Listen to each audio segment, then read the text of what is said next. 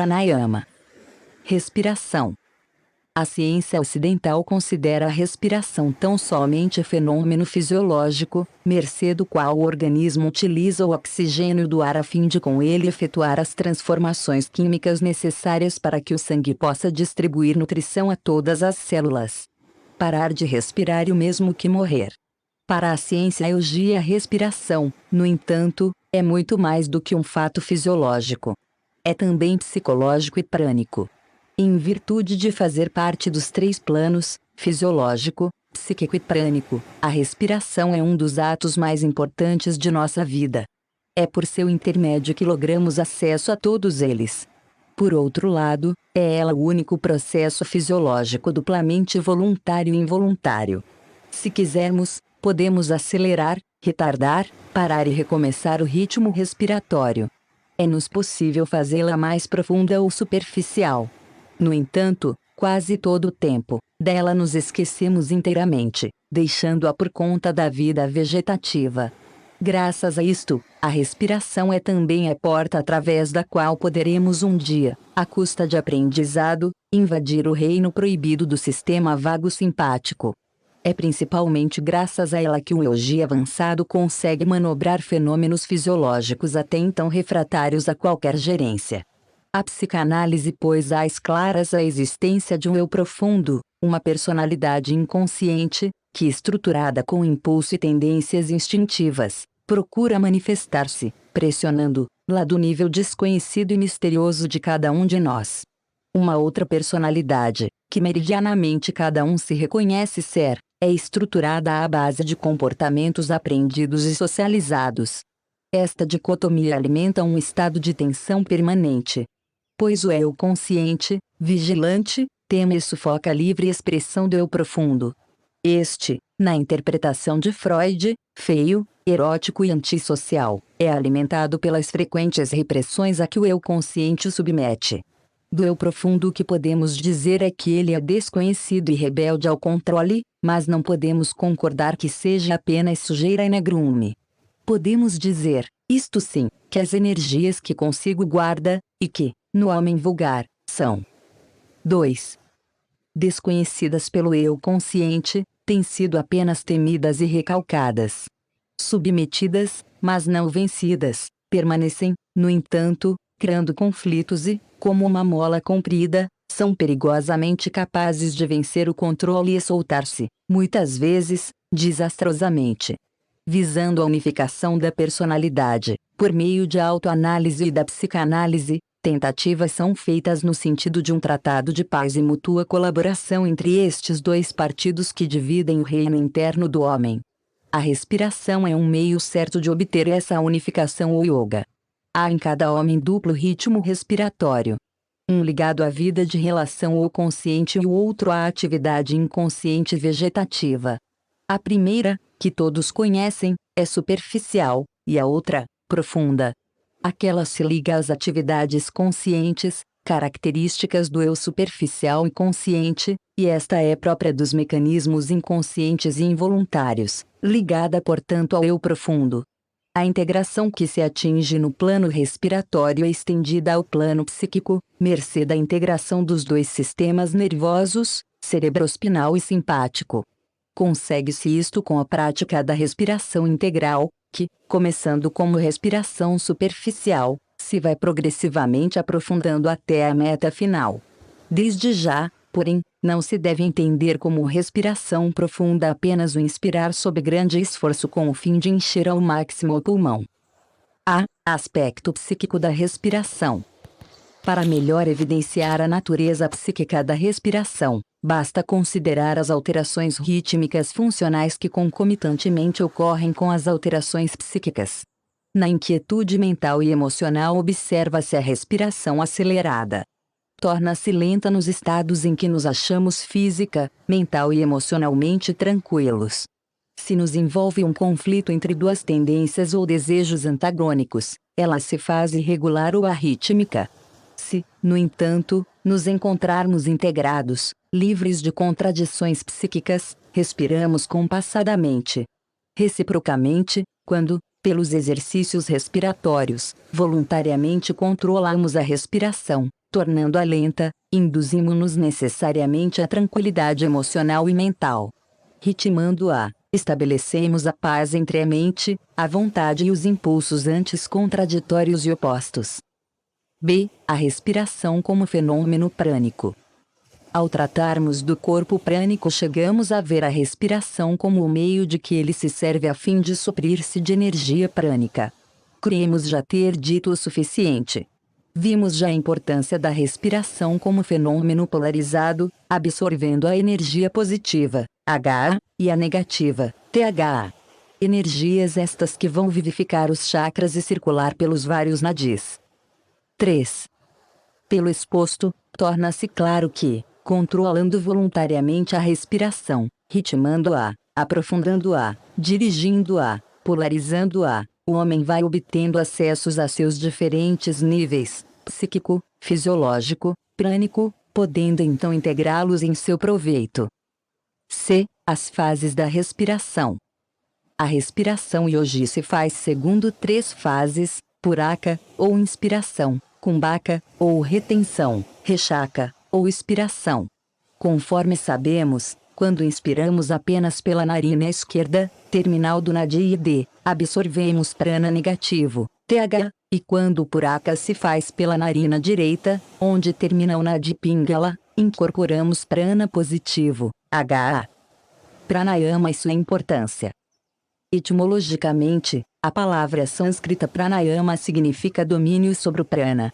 A maioria dos autores conceitua como a suspensão voluntária do alento, isto é, do prana, e é o objetivo comum que todos eles apontam para os vários exercícios respiratórios, constituindo o abrite sésamo para a transcendência e libertação. O venerável Swami Vivekananda, em Filosofia Yoga, editorial Quer, Buenos Aires, narra uma parábola, ilustrando a importância do pranayama. Eila, conta-se que o ministro de um grande rei caiu em desgraça. Como consequência, o rei mandou encerrá-lo na cúspide de muito elevada torre. Assim se fez, e o ministro foi relegado a ali consumir-se. Ele contava, porém, com uma fiel esposa, que à noite foi à torre, chamando o marido, perguntou-lhe que poderia fazer para facilitar-lhe a fuga. Respondeu-lhe que na noite seguinte voltasse trazendo uma corda grossa, um forte barbante, um carretel de fio de cânhamo e um outro de fio de seda, um besouro e um pouco de mel. Muito admirada, a boa esposa obedeceu e lhe trouxe os objetos pedidos. Então o marido lhe disse que atasse a extremidade do fio de seda ao corpo do besouro, que lhe untasse os chifres com uma gota de mel e que o colocasse sobre a parede da torre, deixando-o em liberdade e com a cabeça voltada para o alto. Assim ela fez e o besouro principiou sua viagem. Sentindo o cheiro do mel diante de si, trepou lentamente, com a esperança de alcançá-lo, até que chegou ao cume da torre. Apoderando-se então do besouro, encontrou-se o ministro na posse de um dos extremos do fio de seda. Nesta situação, disse a esposa que unisse no outro extremo o fio de cânhamo e, depois que este foi puxado, repetiu o processo com o barbante e finalmente com a corda.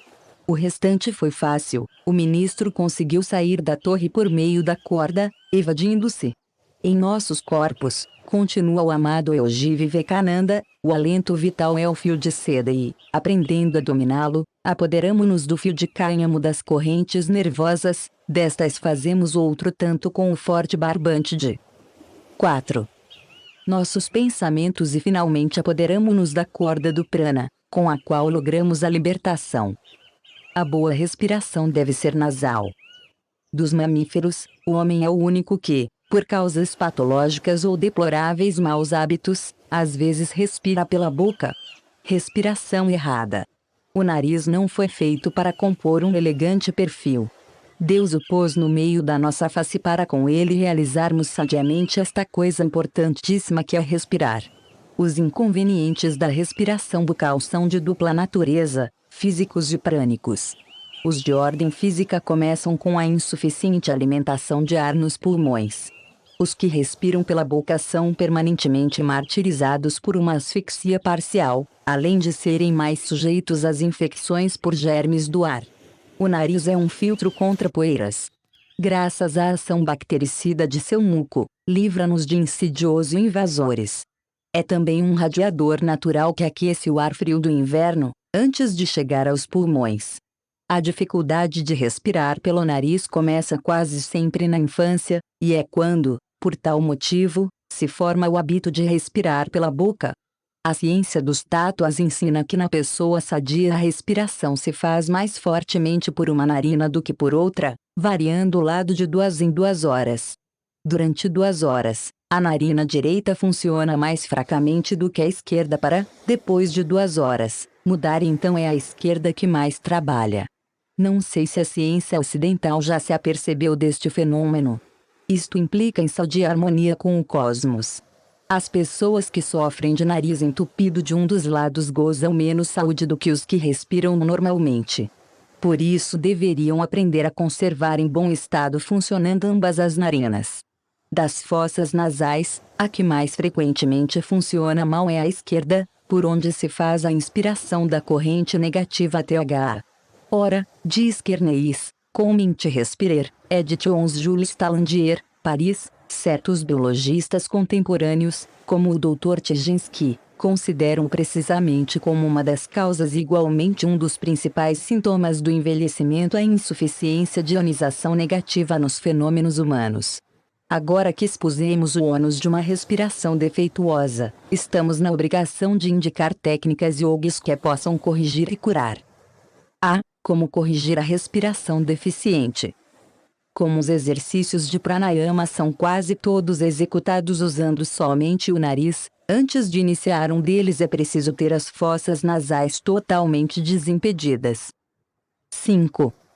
Talvez nenhuma técnica yogi seja necessária quando se trata de uma pessoa que respira pela boca devido ao mau hábito formado em época em que, por um qualquer defeito anatômico ou fisiológico, teve dificuldade em respirar pelo nariz. Neste caso, só é preciso uma boa dose de propósito de livrar-se do hábito, se é que o obstáculo anatômico ou fisiológico já foi removido. Para desobstruir uma das narinas, coloque na axila do lado oposto um volume como o de um livro, ou o punho fechado. Dentro de minutos, o desentupimento se dá. É só ter um pouco de paciência. Logo que obtiver o que deseja, desfaça a pressão, se não vai entupir a narina do mesmo lado. Se estiver na cama, é suficiente deitar-se sobre o lado desobstruído, para em poucos instantes livrar a narina que estava entupida. E ainda há quem não admita a existência dos nadis. A lavagem do nariz ou vilticrama consiste em aspirar água pelo nariz e cuspi-la pela boca. A sucção se faz mais com a faringe do que com as narinas. A água deve ser fervida, com uma solução de 7% de sal de cozinha, melhor o sal bruto, e em temperatura tépida. As primeiras vezes a coisa é desagradável. Dá uma dorzinha que desaparece com poucos segundos. Alguns exercícios de pranayama, adiante ensinados, são outras formas eficazes de limpar o muco das narinas e quem os pratica realiza outro assim um tratamento preventivo. Há certas práticas indicadas por Kernéis, ou Pessit, que preferimos explicar na palavra do autor. Tais técnicas consistem essencialmente em pronunciar ou sobretudo em cantar certas sílabas de maneira a fazer vibrar as paredes das vias respiratórias. Os sons devem de preferência ser emitidos sobre uma das notas do acorde perfeito e segundo o registro vocal de cada um. Não é preciso cantar a toda a voz, mas cantarolar. A sílaba mais própria a fazer vibrar a cavidade torácica mediana é frem, é preciso tentar um pouco para obter o justo som, apoiando ligeiramente os dedos sobre o peito, deve-se sentir a vibração. OM, a sílaba sagrada, faz voltar a parte superior da caixa torácica e a base da garganta. YM é parte superior da garganta e alto da glote. Vão alto do véu palatino e a parte posterior das cavidades nasais. MA a parte média do véu palatino e das cavidades nasais. SAM a parte anterior do véu palatino e das cavidades nasais. Podem-se obter vibrações um pouco diferentes e mais acentuadas substituindo o M final por N. A emissão prolongada e repetida dessas sílabas sobre um som musical e as vibrações que elas determinam têm por efeito purificar as vias respiratórias e livrá-las de todo excesso de muco, exercendo ação tonificante notável, que tende a imunizá-las contra todas as infecções menores de que se tornam sede. 6. Esses exercícios assim descritos por Kearney são classificados na categoria de mantras. Mantram é a palavra ou som que determina efeitos vibratórios, psíquicos e espirituais quando devidamente emitidos. São verdadeiros mantras os cantos gregorianos e a entoação das suras do Alcorão pelos muçulmanos em prece. De certa forma, o efeito psicológico arrancado aos soldados pela marcialidade dos tambores exemplifica o que os orientais denominam mantras. O diafragma é a respiração diafragmática. No mecanismo respiratório, o músculo que separa o tórax do abdômen desempenha papel relevantíssimo. Se você se deitar de barriga para cima, poderá observar como o abdômen sobe e desce ao ritmo respiratório. Funciona o diafragma como uma membrana. Quando desce, entumecendo o abdômen, arrasta consigo a base do pulmão, aumentando o volume interno deste, o que produz a sucção do ar. Isto é a inspiração. Na expiração, dá-se exatamente o contrário, o diafragma, levantando-se, comprime os pulmões, expulsando o ar. Este mecanismo, tão bonito e tão sadio, com a vida sedentária, desgraçadamente, vai se perturbando, até quase desaparecer na maioria das pessoas maduras. É como se o diafragma morresse aos pouquinhos. Resta no fim tão somente a respiração com a parte superior dos pulmões. Mesmo entre atletas tal fato se dá. Quando querem respirar fundo para voltar à calma, levantam os braços, comprimem e entumecem de ar somente o terço superior do órgão. Fazem exatamente o oposto do que o yoga ensina e que é a forma ideal de respirar. O atleta ocidental inspira estofando o peito e encolhendo a barriga.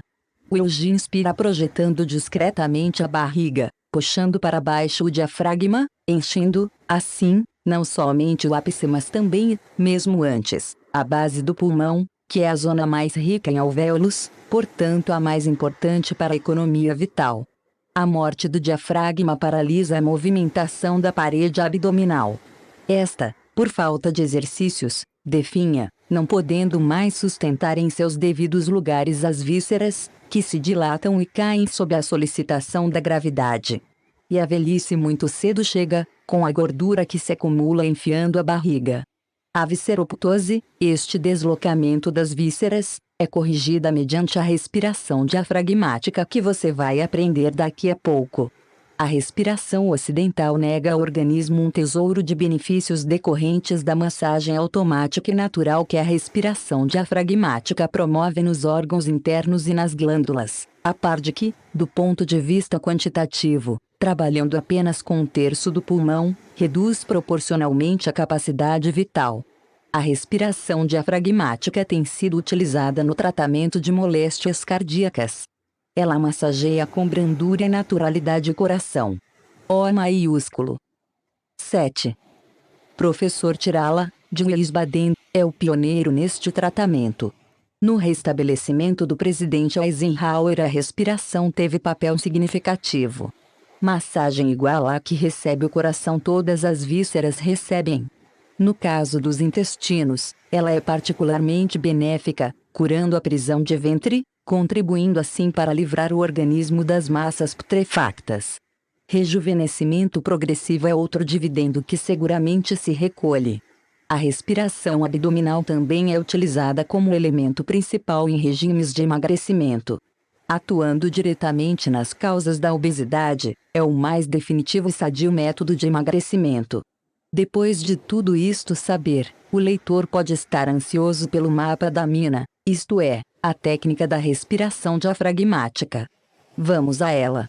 Antes de qualquer outra coisa, faz-se imprescindível restaurar os movimentos naturais do diafragma, perdidos em massas de gordura, sufocados por cinturões apertados, esmagado por vísceras crescidas.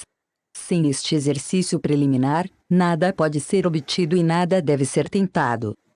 A ativação do diafragma. Trata-se de exercício puramente mecânico. Nele ainda não nos preocupamos propriamente com a respiração. Sentado ou em pé, tendo previamente esvaziado os pulmões, movimente a barriga para diante ou para trás sob a ação do diafragma. Desde este primeiro exercício você deve habituar-se a manter sua atenção no que está fazendo. Comece com 1 minuto no primeiro dia e vá acrescentando 1 nos dias subsequentes até atingir 5. Não use de violência, pois poderá vir a sentir alguma dor, a qual deverá passar com o repouso. Evite a prática se o estômago estiver cheio. Para maior facilidade, de pé, incline o tronco um pouco para frente, apoiando as mãos nas coxas um pouco acima dos joelhos. B. Limpeza do pulmão. O pulmão é como uma esponja que se deve embeber, não de água, como a esponja comum, mas de ar. A cada inspiração se enche de ar que depois será lançado fora quando os músculos respiratórios se relaxem na expiração. Comumente, tanto a inspiração como a expiração não são feitas com todo o pulmão, mas apenas com 1/3, assim a esponja só funciona numa sua 1/3 parte. Que acontece com o restante?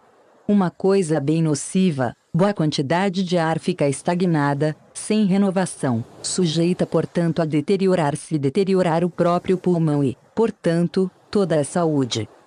8. Precisamos, portanto, aprender esta prática higiênica tão pouco conhecida e tão útil, qual seja a de expulsar do pulmão o ar residual e fermentado. Aprendemos a espremer ao máximo a esponja. Suponhamos que você já aprendeu a movimentar o diafragma. Expulse todo o ar, ajude com uma pequena tosse e complete puxando aquele músculo para cima e comprimindo a musculatura abdominal, o que será conseguido com encolher ao máximo o abdômen como que desejando encostar o umbigo às costas. É prudente lembrar que isso não deve ser feito de estômago cheio. C. Exercício de respiração diafragmática. Tendo readquirido a natural movimentação diafragmática, mercê de um exercício anterior, puramente mecânico, temos agora que a isto associar o movimento da respiração, coisa que, à primeira vista, parece fácil, mas que não é, devido a uns tantos desnaturados automatismos respiratórios adquiridos, bem como pela interferência perturbadora de certos estados psicológicos. Deite-se sobre as costas, em superfície dura, no assoalho forrado, encolhe as pernas, conservando os joelhos altos e juntos, mas os pés afastados. Descanse a mão sobre o abdômen, afrouxando todos os músculos. Proceda à limpeza do pulmão. Assim, o abdômen deve estar retraído ao máximo e assim o conserve até que se sinta impulsionado a inspirar, quando então o abdômen tende a expandir-se. Agora então solte-o e deixe o ar entrar. Concomitantemente, o abdômen se eleva, arrastando o diafragma, que por sua vez puxa a base do pulmão, e dessa forma o ar que entrou pelas narinas vem encher este órgão.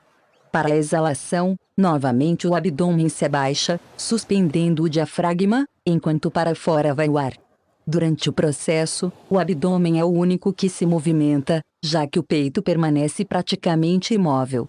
Mas este movimento do abdômen, repetimos, quando se consegue fazer corretamente o exercício, não é a própria pessoa, eu consciente, quem dirige e aciona. É obra exclusiva do diafragma, mente instintiva, o qual o praticante deve limitar-se a seguir com atenção em sua natural, livre e espontânea movimentação.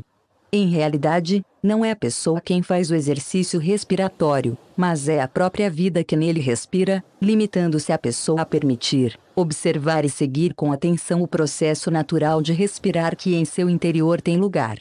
Ablai, Hatha Yoga, Editorial Ibérica, Sociedade Anônima, Barcelona. Esse exercício pode ser realizado sem restrições. Qualquer pessoa sadia ou enferma, jovem ou idosa, pode praticá-lo e na dosagem que desejar. Para os melhores resultados, deve o praticante observar que, às narinas não cabe puxar o ar. Se há alguma solicitação do ar, esta cabe àquela área posterior ao nariz e anterior à faringe, lugar aproximado. 9. Da glândula pituitária. O nariz é a entrada natural do ar, pois está aparelhado para filtrá-lo, purificá-lo e aquecê-lo. A respiração pela boca, só em raros exercícios. Mas no exercício presente o nariz serve de passagem tão somente. A sua passagem, o ar fresco estimula e esfria a mucosa e ao ser expelido vem aquecê-la. B. A respiração é calmíssima. Uma pessoa profundamente adormecida dá-nos uma ideia daquilo que devemos realizar. C. Depois de certo progresso na técnica, as pernas podem ficar estendidas, e não mais flexionadas, aproximando-se daquilo que se denomina relaxamento completo, objeto de estudos adiante feitos. D. Sua atenção alerta e ininterrupta deve acompanhar a suave e profunda ondulação do ventre, o entrar e sair do alento. Dizemos alento e não ar atmosférico, pois, a partir daqui, cada vez que inspirarmos, puraka, devemos mentalizar o prana, que é vida, paz, saúde, energia, alegria, enfim, tudo de que precisamos para sermos felizes. E, bem dissemos que a atenção deve acompanhar, pois o praticante somente experimentará as sensações de descanso, liberdade, espontaneidade, leveza, alegria e paz se abandonar a vida que nele penetra, sem interferir voluntariamente no processo. Deve deixar que a respiração, vinda do plano profundo do eu, chegue à superfície e se harmonize no plano consciente. F. Esta prática lhe será proveitosa. 1. No relaxamento. 2. Ao deitar-se para dormir. 3. Nos momentos de tensões e conflitos emocionais. 4. Quando se sentir mentalmente cansado. 5. Na fase preparatória de qualquer trabalho intelectual. G. As pessoas que se acham presas à cama podem e devem praticar a respiração abdominal. Isto só lhes prestará benefícios. H. O bom êxito depende da correta posição do corpo, do relaxamento e da atitude mental. Efeitos psicológicos, tranquilização de crises emocionais, correção da habitual divagação mental, sensação de vivência deliciosa e profunda. Cura insônias. Efeitos fisiológicos, repouso geral, especialmente para os sistemas nervosos cerebroespinal e vago simpático, perfeita irrigação sanguínea, regularização de todas as funções vegetativas, com a mais profunda planificação do corpo sutil. Respiração completa. Estamos agora em condições de aprender e praticar a respiração completa, desde que já aprendemos a respiração abdominal automática. Naquela deixamos que a coisa acontecesse. Agora vamos dirigir o processo. Se até então apenas trabalhava 1/3 do pulmão, agora vamos forçar a ação de todo ele. Nesta forma de respirar, todos os níveis 10 da personalidade participam, desde os planos mais profundos aos superficiais. Agora, voluntariamente atuando com os músculos respiratórios, o praticante vai fazer o pulmão trabalhar em sua total capacidade, o que se não deve entender como uma respiração forçada a ponto de quase arrebentar com a exagerada pressão interna causada pela superventilação, o que só tem acarretado distúrbios nervosos e pulmonares. Suavidade é uma das características marcantes de todo exercício e este não é uma exceção. Posto que se conduza mentalmente a inspiração, não quer dizer que ela seja um bombeamento desmedido de ar. Ela é mais o resultado de um impulso que vem do fundo de nós mesmos. Normalmente, isto é, respirando somente com 1/3 do pulmão, o homem não tem a sadia energia que teria se respirasse com o órgão todo. É isto que vamos ensinar aqui. Aprendemos a respiração completa. Ela envolve a base, a parte média e o ápice pulmonares, segundo 3 fases, precedidas pela limpeza completa, isto é, com espremer-se totalmente a esponja pulmonar. Terminada a limpeza, o abdômen deve estar recuado e a massa pulmonar, sem qualquer ar. É como um vazio que tende a ser preenchido. Execução. Pode ser descrito em 3 fases. Na primeira, é abdominal ou diafragmática, portanto, quando perfeita, deve ser automática, espontânea e nela a mente e a vontade apenas figuram como testemunhas. As 2 outras, ao contrário, são fases voluntárias, quer dizer, mentalmente comandadas. Deve-se praticar de pé ou sentado, com a coluna vertebral perfeitamente colocada em suas curvaturas naturais, o que se consegue mantendo o tronco erecto, sem constrangimento. Assim, com todo o corpo relaxado, limpe totalmente os pulmões. Permaneça sem o ar por alguns segundos, como que criando a necessidade de inspirar. Depois comece. É bom que evite violências e dosagem além da que seria prescrita. Nada faça sem estar bem atento para todos os movimentos. Não desanime com as naturais dificuldades de começo. Siga fielmente a descrição do exercício, E, bom proveito. A fase, respiração abdominal. Aproveite o impulso que vem de dentro, liberte o abdômen que vai para frente, deixe entrar livremente o ar, o qual acentua o movimento abdominal. Com isto ficará cheia toda a base pulmonar. Os erros que se devem evitar são: 1. Não simultaneidade entre o inspirar e o projetar o abdômen. 2. Forçar demasiadamente a barriga para a frente, julgando que assim faz caber maior dose de ar. O avanço do abdômen se faz ao mesmo tempo que a inspiração e desta é a causa. 2. A fase, respiração mediana. Tendo o ar preenchido a base do pulmão, deverá encher-se agora a parte media, e isso será facilitado com o alargamento das costelas de parte mediana do tórax, num aumento lateral do volume torácico. É possível que o principiante sinta dificuldades. 11. Em virtude do estado de atrofia em que tem seus músculos respiratórios, depois de tantos anos de respiração mesquinha, exercite-se colocando as mãos nas costelas e procure sentir que elas se alargam. 3. A fase, respiração subclavicular. Depois de bem alimentadas de ar a base e a parte media, resta fazer o mesmo com o ápice do pulmão, o que se consegue erguendo suavemente os ombros. Concomitantemente, o abdômen, que permanecia avançado, volta à sua posição normal. A expiração faz-se de maneira inversa, como que esprememos a esponja pulmonar, a partir de cima até embaixo. Para isto, solte inicialmente a pressão reinante no ápice, depois na parte media e, finalmente, pela contração e sucção abdominal, expila todo o ar, igualzinho como faz na limpeza dos pulmões. Tanto a inspiração como a expiração se processam cada uma como um movimento único e uniforme apesar de ser triplo, como vimos. Quando perfeita, a inspiração é uma lenta, uniforme, ininterrupta e harmoniosa ondulação que, a partir do ventre, movimenta todo o tronco. O mesmo se pode dizer da expiração. Efeitos fisiológicos.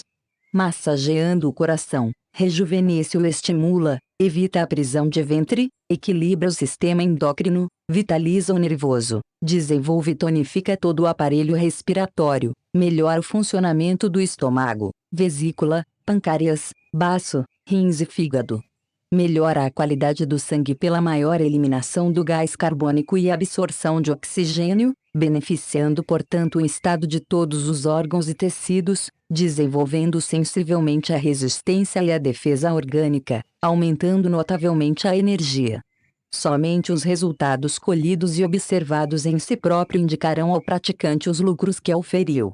Destes, interessa particularmente as pessoas gordas, emagrecimento sem fome, sem drogas nem torturas. Na opinião de Yesudian, é uma garantia contra a tuberculose. Efeitos psicológicos. Aumentem muito a energia psíquica.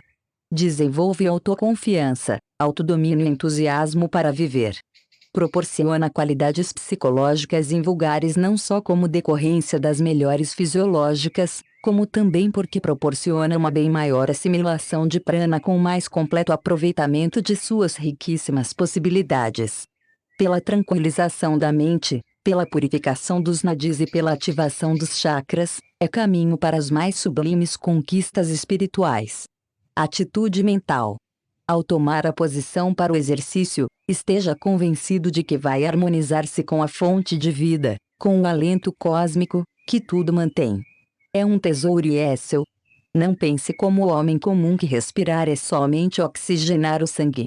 É muito mais que isso. É planificar-se. Nas primeiras tentativas, concentre-se sobre os movimentos musculares acima descritos, mas, logo que estes se fizerem correta e espontaneamente, concentre-se no prana e naquilo de bom que é. 12. Respiração lhe oferece. Durante a inspiração, visualize tão nitidamente quanto puder que é invadido por multidões de minúsculas bolinhas diamantinas e luminosas que lhe trarão benefícios mentais, psíquicos e fisiológicos. Sinta-se como bebendo na fonte da vida.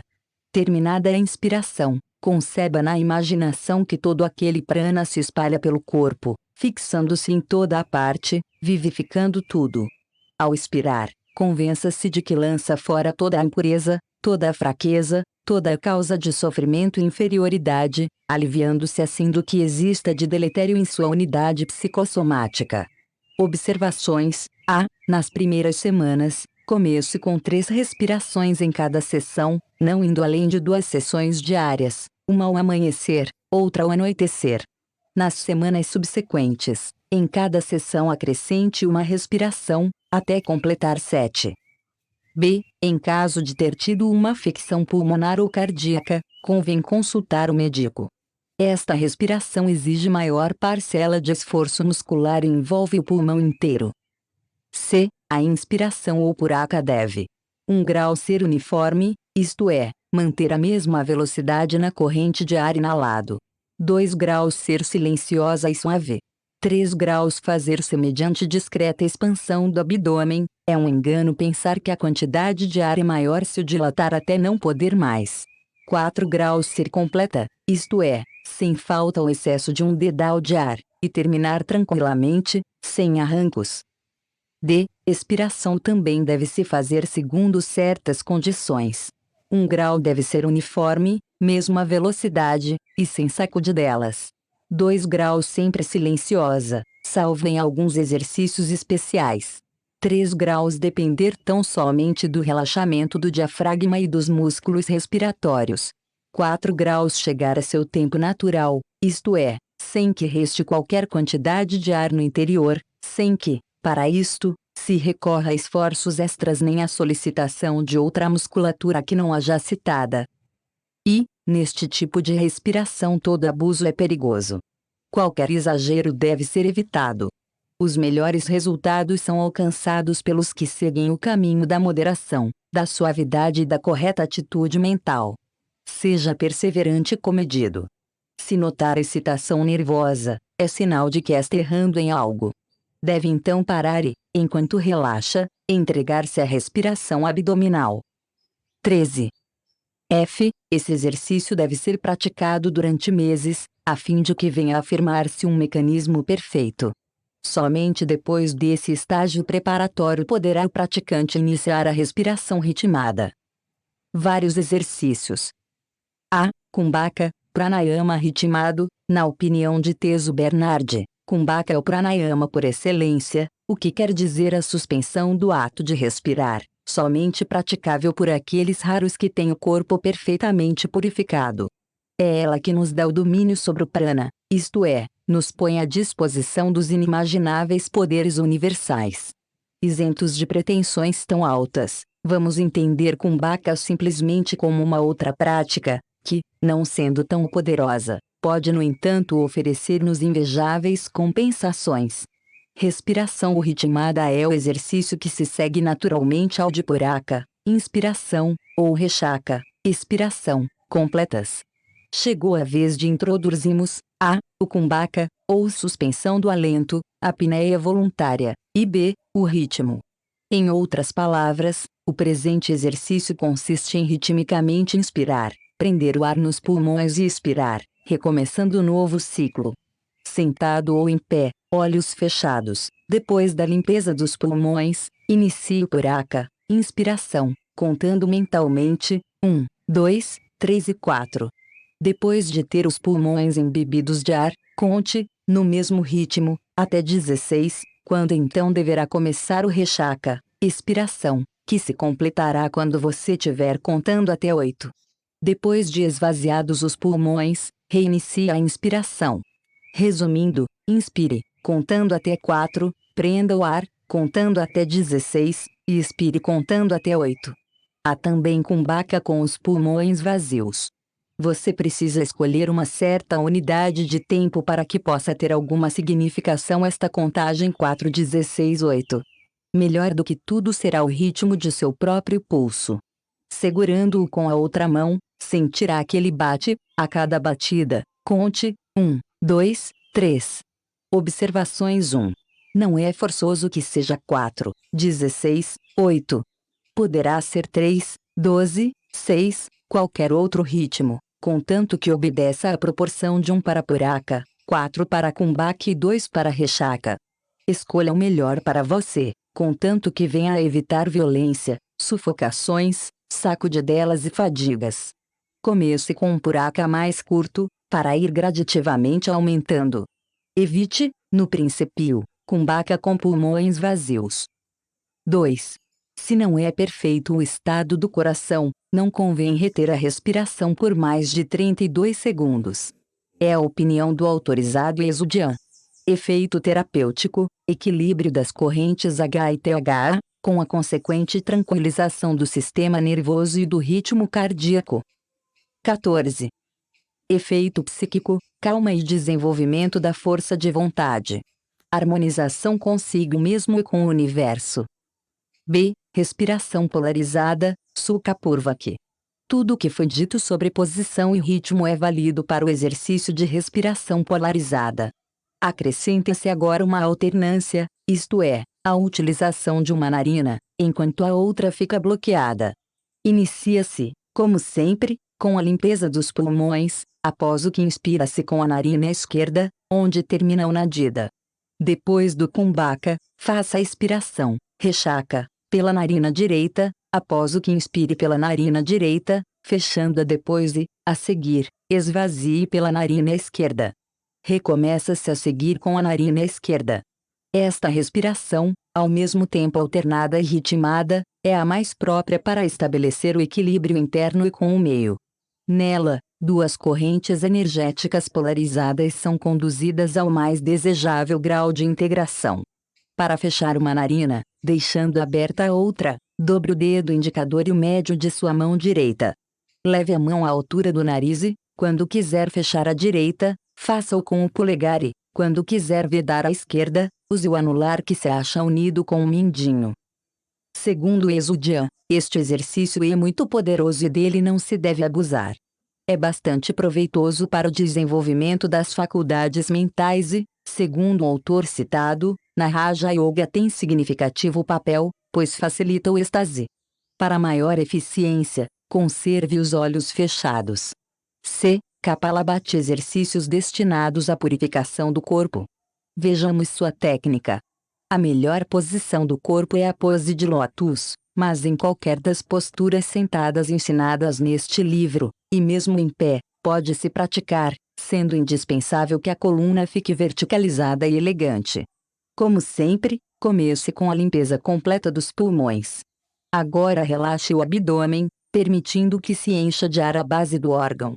Sem perda de tempo, por uma ação conjunta da musculatura abdominal e do diafragma, force bruscamente o ar a sair. A glote deve permanecer completamente aberta a fim de evitar-se atrito desagradável com a passagem violenta do ar.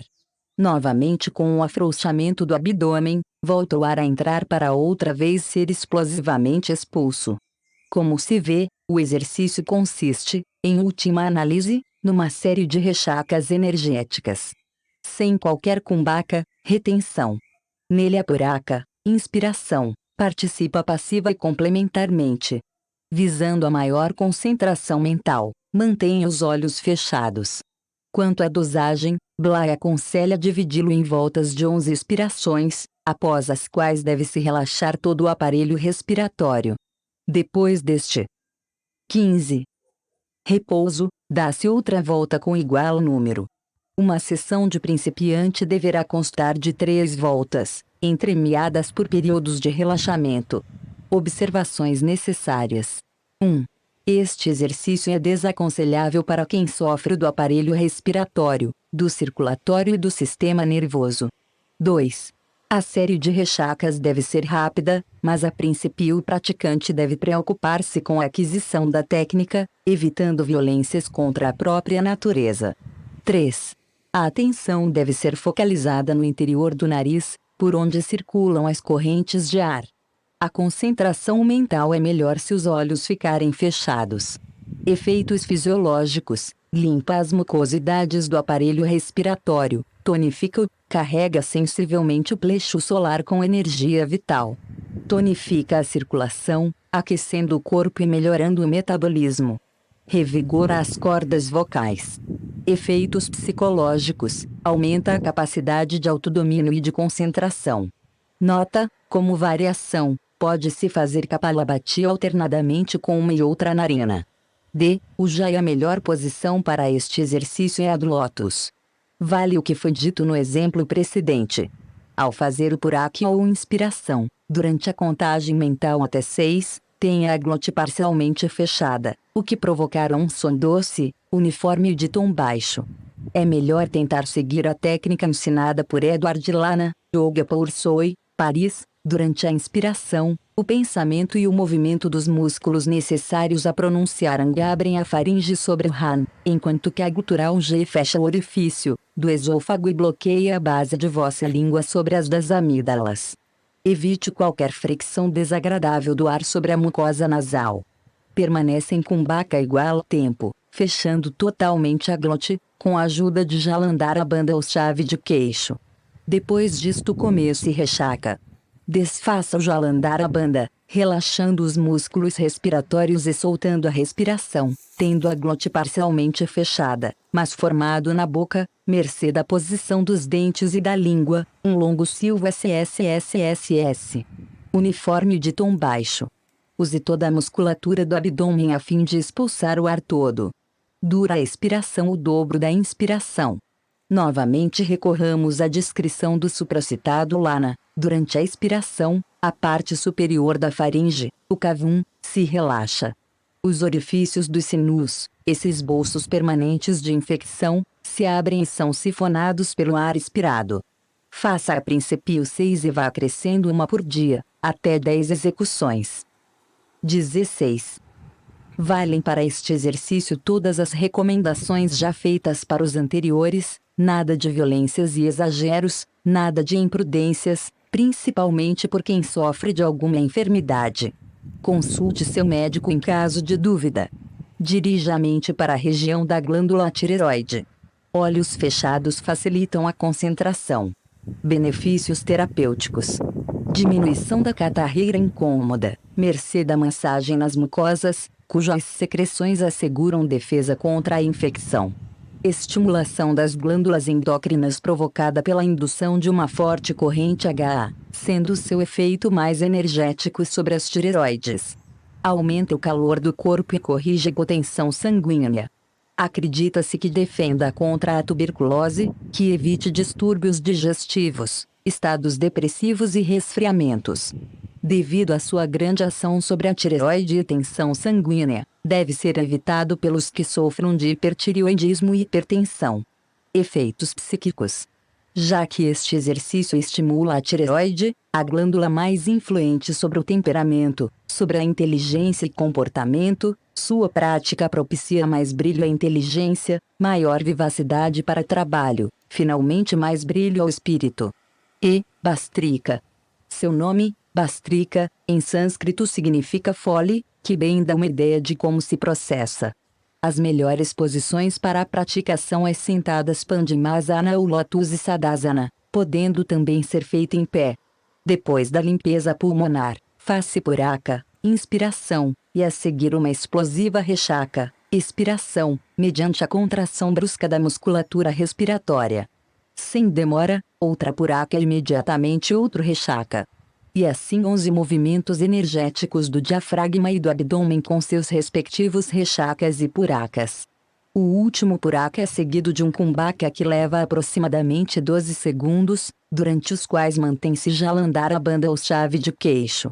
Segue-se suave rechaka final de 6 segundos. Os músculos abdominais e o diafragma atuam energeticamente, movimentando a base do pulmão. O exercício é muito semelhante ao Kapalabhati, com a diferença de que lá apenas a expulsão do ar é energética. Aqui também a inspiração o é. É boa a dosagem, em cada sessão, 3 voltas de 11 movimentos cada. Como se trata de um dos exercícios mais fortes, portanto capaz de provocar danos no praticante imprudente e abusado, é recomendável que o evitem. A. Pessoas enfermas e fracas. B. Jovens de menos de 18 anos. E C. Pessoas além dos 50. Para os que já têm grande prática, o limite de idade não será este, naturalmente. Todo abuso e violência devem ser evitados. Moderação, suavidade, gradação nunca são demasiados. Ao menor sinal de fadiga, pare e relaxe, fazendo a respiração abdominal. 17. Benefícios terapêuticos. Purifica todo o organismo e tem especial ação tônica sobre o sistema nervoso e aparelho circulatório. Aumenta o apetite. Atenua irritação e inflamação das vias respiratórias. Moderado e corretamente usado, tem até curado asma. Com verdadeiro superabastecimento energético, corrige os efeitos do frio, levando calor a todo o corpo. Os que sofrem de pés e mãos frios lucrarão com a prática de Bastrika. Benefícios psicológicos. Psicologicamente, Bastrika produz um muito notável aprofundamento da consciência. Aumenta a serenidade e o sangue frio ante qualquer situação e, em sumo grau, fortalece a vontade. Respiração de limpeza em pé, os pés uns 30 centímetros de afastamento, limpe o pulmão e faça um puraka completo.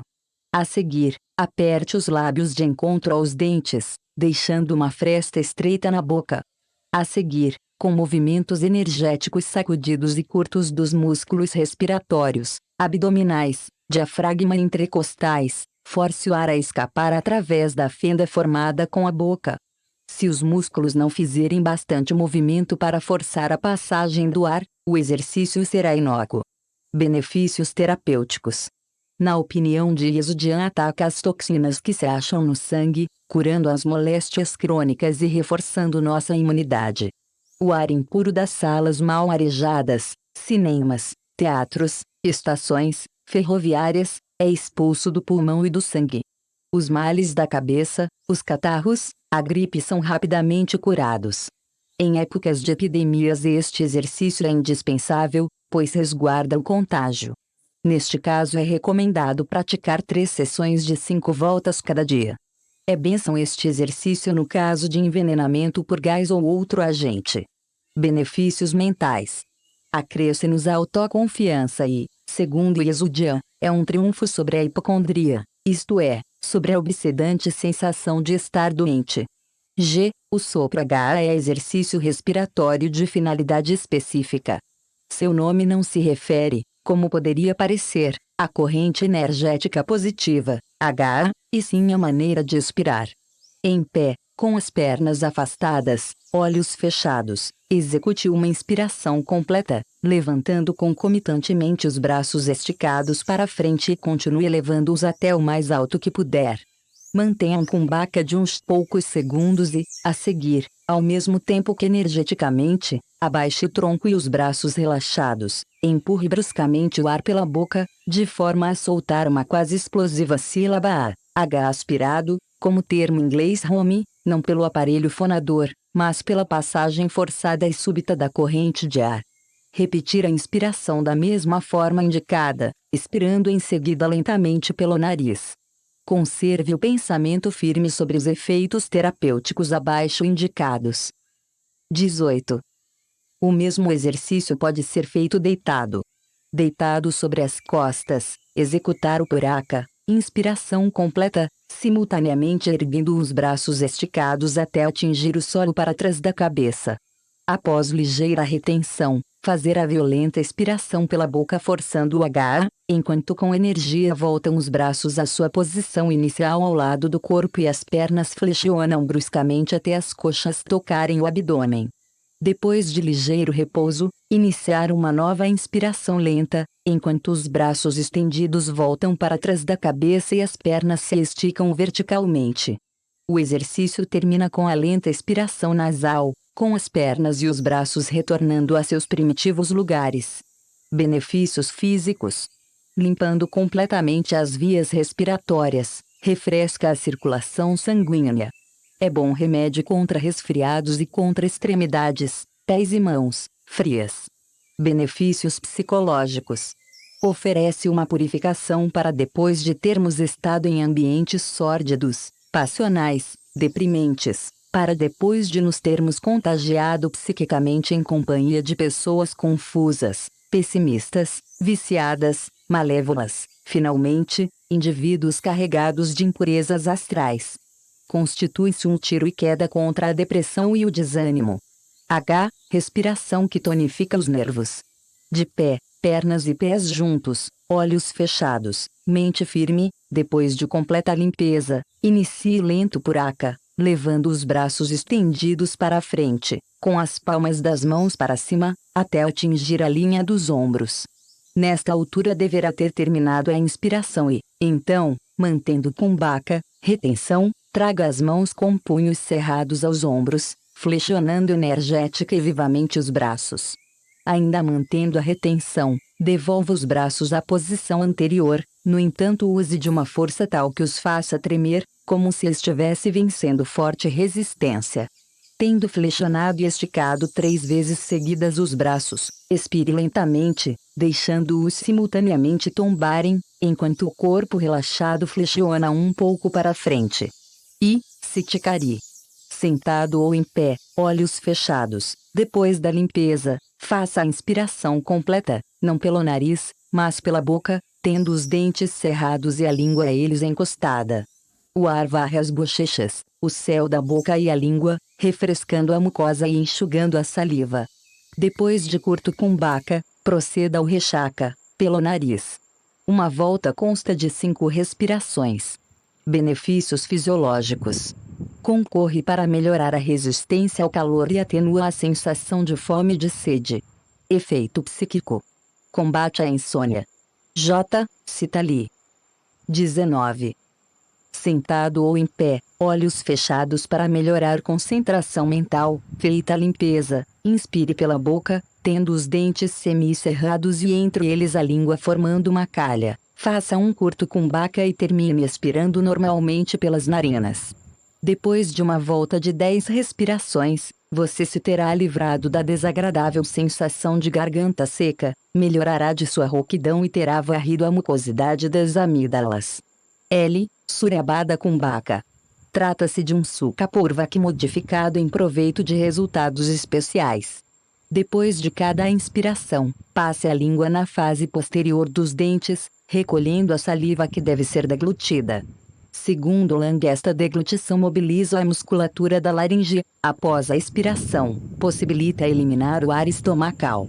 Conforme o mesmo autor, depois de voltas de 6 exercícios, a temperatura do corpo sobe sensivelmente, por isso é este pranayama especialmente indicado para a luta contra o frio. É igualmente eficaz contra a aerofagia, flatulência. Contentemo-nos com a variedade de exercícios acima ensinados, já que nossa finalidade não é ainda o yoga avançado. Alguns deles, com finalidades específicas, podem ser praticados fora da sessão diária de Hatha Yoga. Constituem uma espécie de farmácia e, como no caso de uma farmácia, devemos tomar a sério a necessidade de usar sabiamente aquilo de que precisamos, para que não tomemos veneno pensando que se trata de remédio. Atenda às recomendações e jamais se esqueça de que suavidade é a característica principal do yoga. Não se aventure a fazer os exercícios finais sem que tenha antes atingido o completo domínio dos primeiros. Este texto foi extraído do capítulo 2 do livro Autoperfeição com HTH Yoga Hermógenes da editora Record.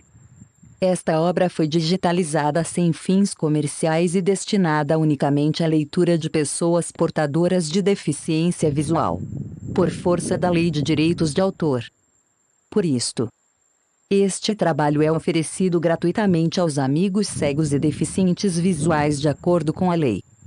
Lei 9.610, de 19 de fevereiro de 1998, sobre os direitos autorais. Alteração, atualização e consolidação da legislação. Título I, dos direitos do autor. Capítulo IV, das limitações aos direitos autorais. Art. 46 não constitui ofensa aos direitos autorais, e, a reprodução. D. De obras literárias, artísticas ou científicas, para uso exclusivo de deficientes visuais, sempre que a reprodução, sem fins comerciais, seja feita mediante o sistema Braille ou outro procedimento em qualquer suporte para esses destinatários. 1. Pranayama. Respiração. A ciência ocidental considera a respiração tão somente fenômeno fisiológico, mercê do qual o organismo utiliza o oxigênio do ar a fim de com ele efetuar as transformações químicas necessárias para que o sangue possa distribuir nutrição a todas as células. Parar de respirar é o mesmo que morrer. Para a ciência, a eugia, a respiração, no entanto, é muito mais do que um fato fisiológico. É também psicológico e prânico. Em virtude de fazer parte dos três planos, fisiológico, psíquico e prânico, a respiração é um dos atos mais importantes de nossa vida. É por seu intermédio que logramos acesso a todos eles. Por outro lado, é ela o único processo fisiológico duplamente voluntário e involuntário. Se quisermos, podemos acelerar, retardar, parar e recomeçar o ritmo respiratório. É-nos possível fazê-la mais profunda ou superficial. No entanto, quase todo o tempo, dela nos esquecemos inteiramente, deixando-a por conta da vida vegetativa. Graças a isto, a respiração é também a porta através da qual poderemos um dia, à custa de aprendizado, invadir o reino proibido do sistema vago simpático. É principalmente graças a ela que o yogi avançado consegue manobrar fenômenos fisiológicos até então refratários a qualquer gerência. A psicanálise pôs às claras a existência de um eu profundo, uma personalidade inconsciente, que